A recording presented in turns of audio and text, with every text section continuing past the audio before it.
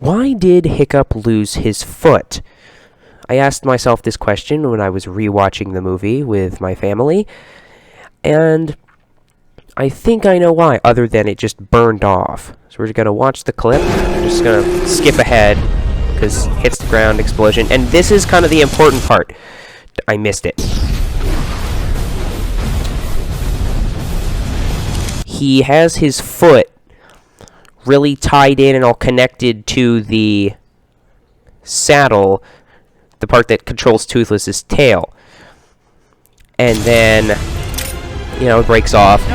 He hits that really hard and gets thrown out. So what I think happened was, when he got hit and was thrown out, it broke all of the bones in his foot and ankle, which would facilitate the removal of the foot with the explosion.